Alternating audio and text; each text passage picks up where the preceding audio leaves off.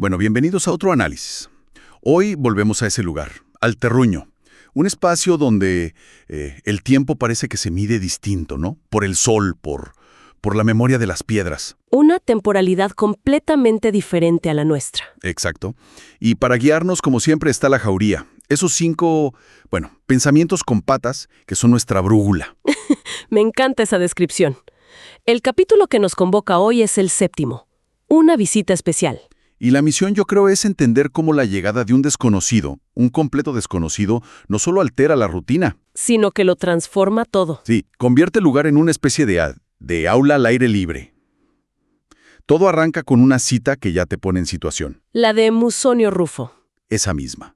La filosofía no consiste en palabras, sino en obras. Y es que esa cita es el mapa de todo el capítulo. Te está advirtiendo desde la primera línea. ¿Qué nos advierte? Pues que esto no va a ser una lección teórica, sino una demostración en vivo.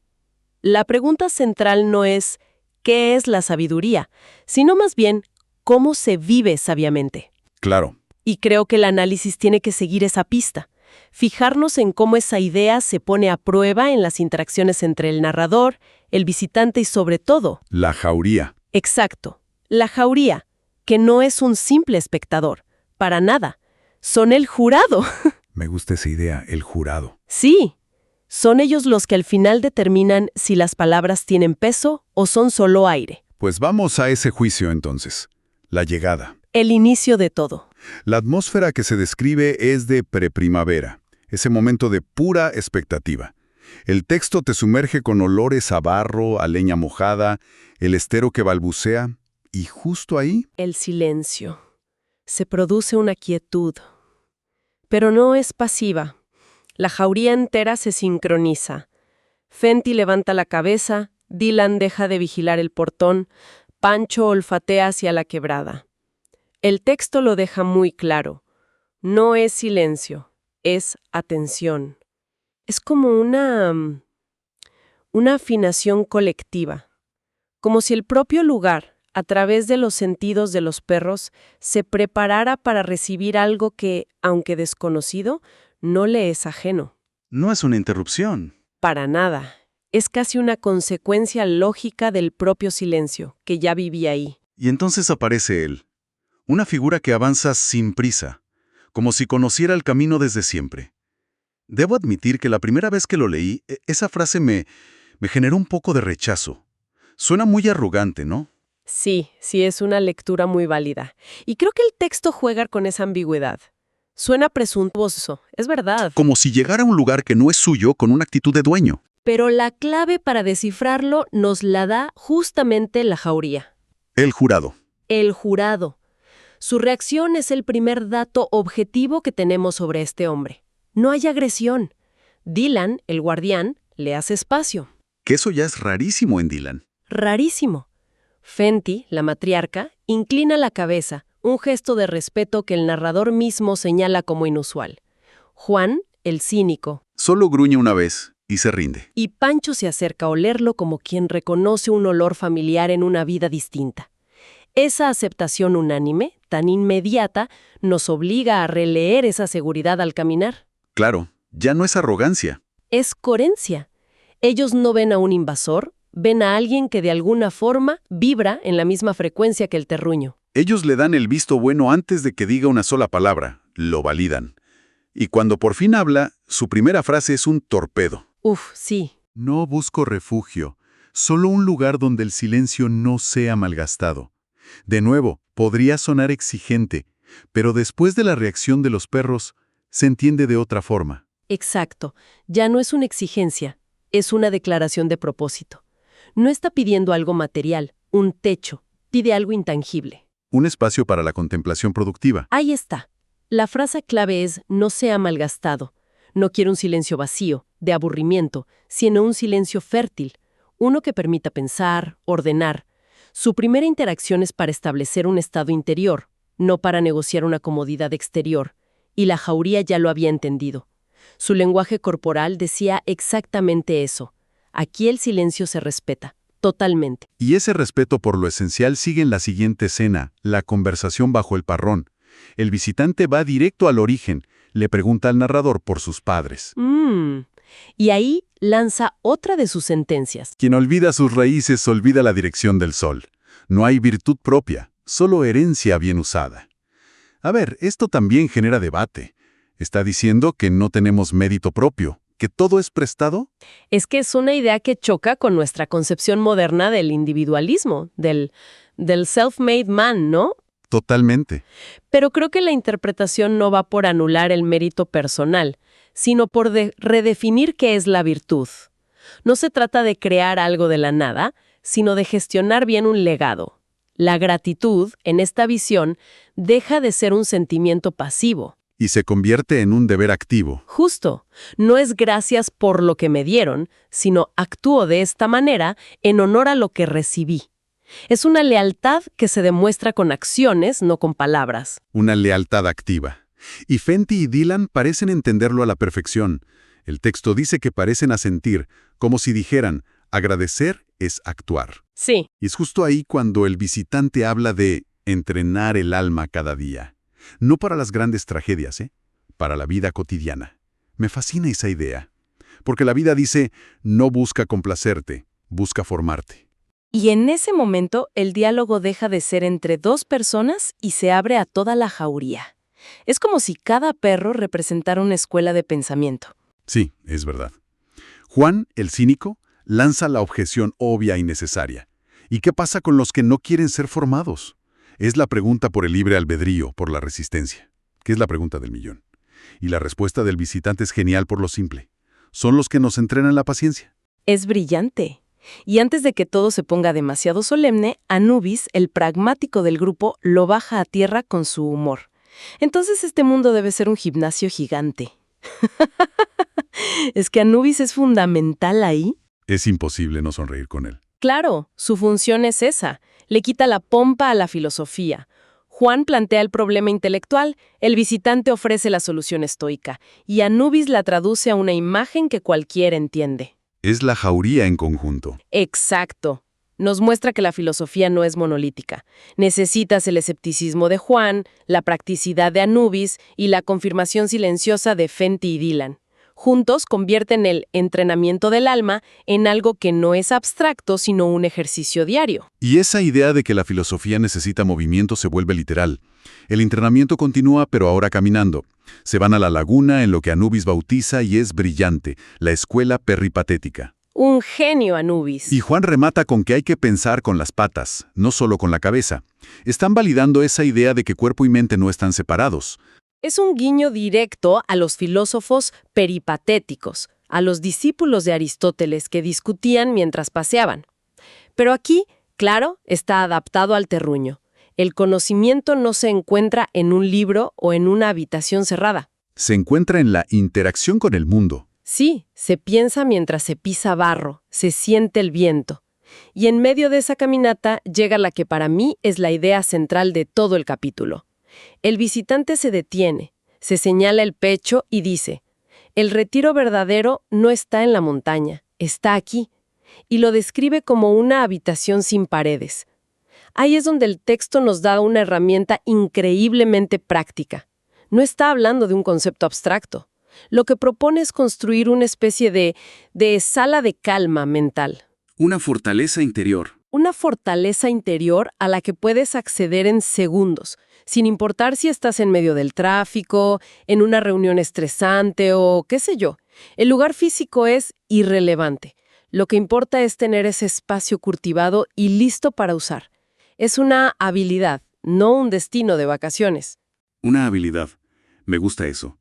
Y el diálogo sigue profundizando. Pancho, el existencialista, pregunta cómo se mantiene encendido ese fuego interior cuando el mundo sopla fuerte para apagarlo. Una pregunta clave.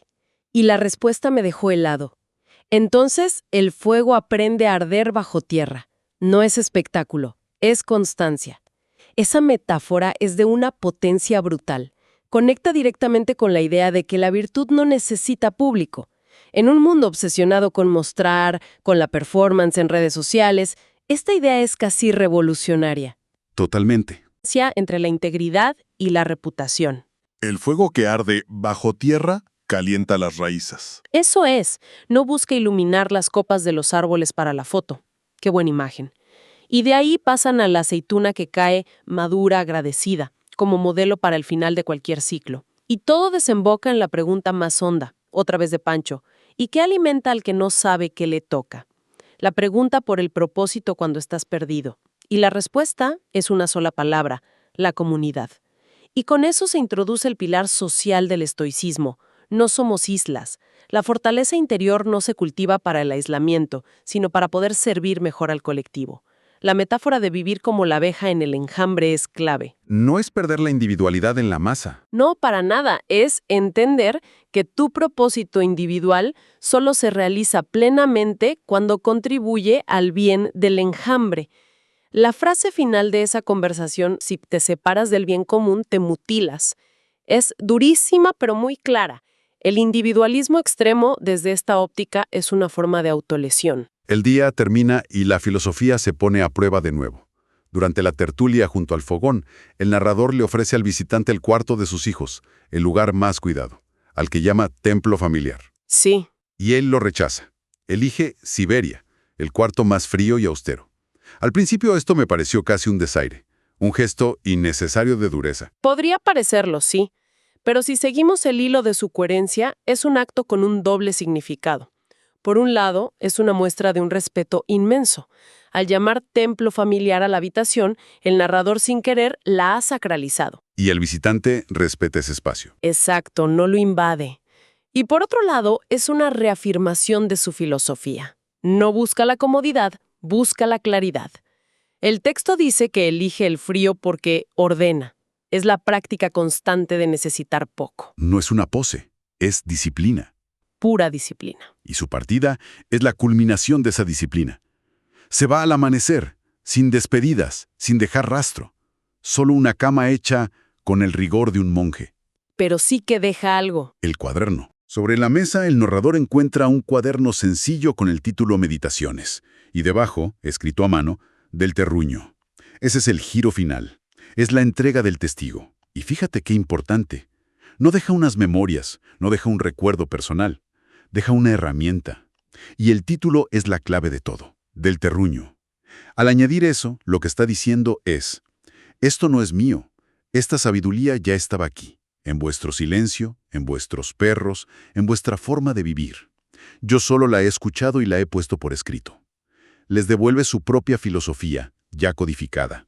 Y el contenido son frases cortas, como el alma se tiñe con el color de sus pensamientos y una nota al margen que resuena como un mandato para todo lo que sigue. No te hagas humo. No te hagas humo. Es el resumen perfecto de toda la visita. Es una orden. Ten sustancia. Sé concreto. No te disuelvas en intenciones, en planes, en palabras vacías, en vanidad. Echa raíces en la realidad.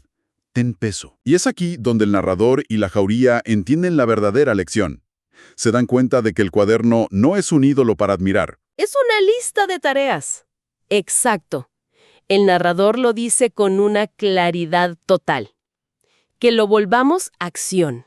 No sermón, no culto. Acción. Ahí se cierra el círculo que abrió la cita inicial de Musonio Rufo. La filosofía no está en la tinta del cuaderno, sino en los actos que esa tinta provoca. El objetivo de la visita no era entregar un libro. Era activar un taller, exacto, un taller. Crean un diario de actos. Y lo que me parece fascinante es lo increíblemente práctico que es todo. No se ponen a meditar sobre conceptos abstractos. Anubis, el pragmático, dice: hay que arreglar la bisagra del portón. Genial. Juan, el cínico que se resistía, se impone la tarea de dejar de posponer lo difícil.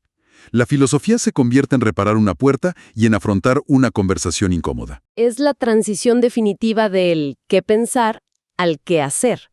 Se dan cuenta de que el cuaderno no es para ser leído, es para ser vivido. El verdadero legado del visitante no es el objeto libro, sino el método. Transformar la introspección en trabajo tangible. Sí, el texto dice que la casa se convierte en la imprenta de esa filosofía. Es una imagen preciosa. La filosofía se imprime en la realidad a través de sus acciones. Y lo hacen. La frase, Se arregló la bisagra y dejó de quejarse la memoria del portón, es maravillosa.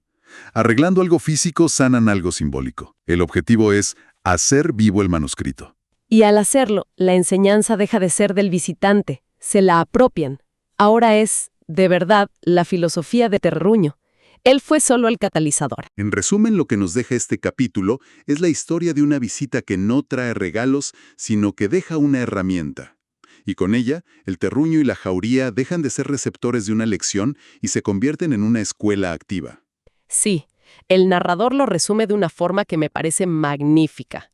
No necesitamos más héroes, necesitamos oficios del alma. Se rompe el laberinto con actos pequeños y rectos enlazados sin intervalos. Es una conclusión muy potente. Nos dice que la salida a nuestros laberintos personales no está en una revelación mágica, sino en la disciplina humilde y constante de los pequeños actos correctos. Totalmente. El cuaderno del terruño es un espejo que les devuelve la pregunta. ¿Y tú, ahora, qué vas a hacer? Y esa es la pregunta que inevitablemente nos queda a nosotros, sin duda. De hecho, me gustaría dejar un último pensamiento. El capítulo entero es una parábola sobre cómo asimilar la sabiduría, no como algo que se consume o se acumula, sino como algo que se encarna en la acción.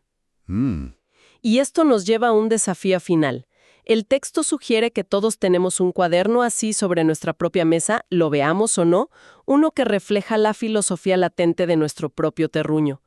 La pregunta provocadora no es qué tarea escribiríamos en él, sino cuál es el primer acto que ya estamos escribiendo, ahora mismo, no con tinta, sino con nuestros hechos.